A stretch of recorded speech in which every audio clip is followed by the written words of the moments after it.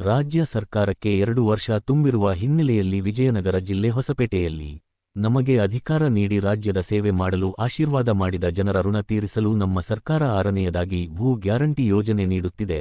ACC ಅಧ್ಯಕ್ಷರ ನಿರ್ದೇಶನದಂತೆ Congress ಅಧಿಕಾರದಲ್ಲಿರುವವರೆಗೂ guarantee ಯೋಜನೆಗಳು ನಿಲ್ಲಿಸುವುದಿಲ್ಲ ಎಂದು ಡಿಸಿಎಂ ಡಿ.ಕೆ. ಶಿವಕುಮಾರ್ ಅವರು ತಿಳಿಸಿದರು.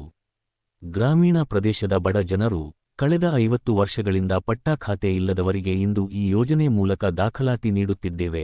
ಇಂತಹ ಐತಿಹಾಸಿಕ ಯೋಜನೆ ನೀಡಿರುವ ಕಂದಾಯ ಸಚಿವರಾದ ಕೃಷ್ಣ ಭೈರೇಗೌಡ ಹಾಗೂ ಅವರ ಅಧಿಕಾರಿಗಳ ಕಾರ್ಯಕ್ಕೆ ಅಭಿನಂದನೆ ಸಲ್ಲಿಸುತ್ತೇನೆ. ನಗರ ಪ್ರದೇಶಗಳಲ್ಲಿ ನಾನು, ಭೈರತಿ ಸುರೇಶ್, ರಹೀಂ ಖಾನ್ ಅವರು ಸೇರಿ ಎಲ್ಲಾ ಆಸ್ತಿಗಳನ್ನು ಡಿಜಿಟಲೀಕರಣಗೊಳಿಸಿ ಖಾತೆಗಳನ್ನು ಸರಿಪಡಿಸಿ ಜನರಿಗೆ ನೀಡುವ 7ನೇ ಗ್ಯಾರಂಟಿಯನ್ನು ಘೋಷಣೆ ಮಾಡುತ್ತಿದ್ದೇವೆ.